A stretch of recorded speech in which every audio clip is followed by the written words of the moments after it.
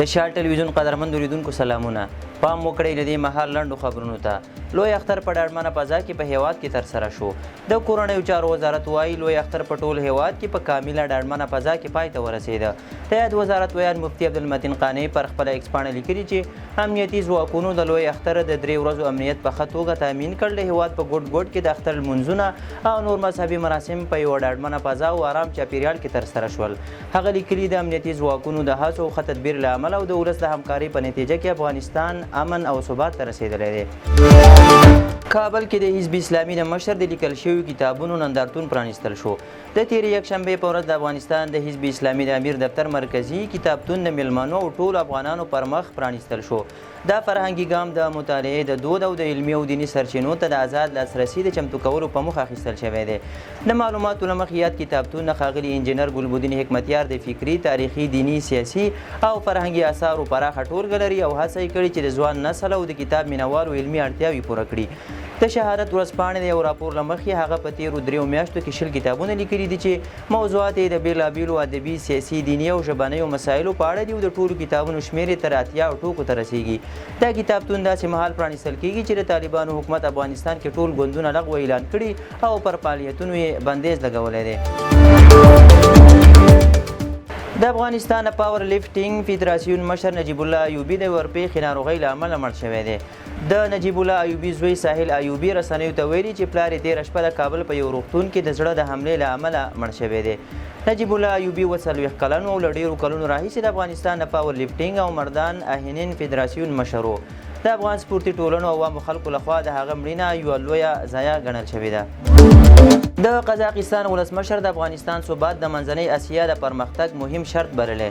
د قزاقستان ولسمشر قاسم جماري توکایف د امریکا چاپهیل ورځپاڼې ته په لیکلي مقاله کې ویلي چې قزاقستان د سیمې په سوداګرۍ او انرژۍ کې د افغانستان ورګډولو لپاره هڅه کوي.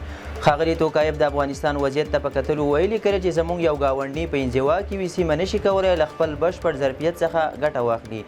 قزاق ولسمشر په خپله مقاله کې زیاته کړې د طالبانو تر کنټرول لاندې افغانستان ثبات د منځنۍ اسیا د پرمختګ لپاره اړین ګام دی. هغه له طالبانو سره د تعامل پر اړتیا هم خبرې کړي او ټینګار یې کړی چې دا کار د نړۍ د بیروکراسۍ د میزونو له شا نشي ترسره کیدی. ټرمپ یو ځل بیا افغانستان کې د امریکا جګړې په څرنګوالي نیوکې کړي دي.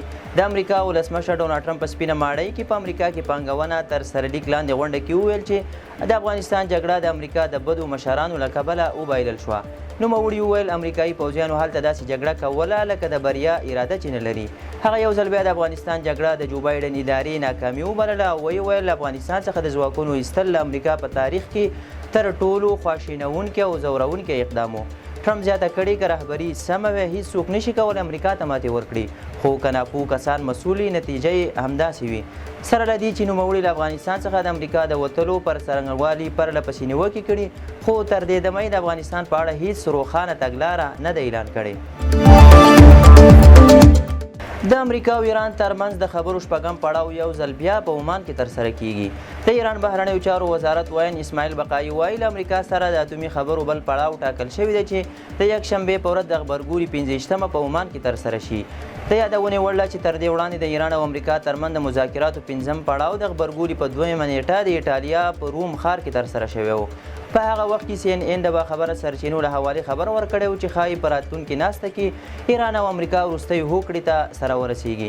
د امریکا ولسمشر ډونالډ ټرمپ ویلي چې ایران د یورانیمو د غنیسازۍ هڅه کوي خو موږ نشو کولی غنیسازي ومنو. دوی د هوکړې لپاره چمتو نه دي او د هوکړې بدیل انتخاب ډیر ویرونکی دی. آلمان تیر کال نږدې 3 لکه کډوالو ته تابعیت ورکړی. د جرمني د احصایې فدرال ادارې نن سه شنبه اعلان وکړ چې دغه هیواد تیر کال 291,000 کډوالو ته تابعیت ورکړی دی چې د 2023 کال په پرتله 40 سلنه زیاتوالی ښیي. د اعلان له مخې د نوي تابعیت ترلاسه کوونکي تر ډیره سوریایان دي. په جرمني کې میاشت 3 سلنه افغانانو هم تیر کال د دې هیواد تابعیت ترلاسه کړی چې شاوخوا 8,960 تنه کیږي.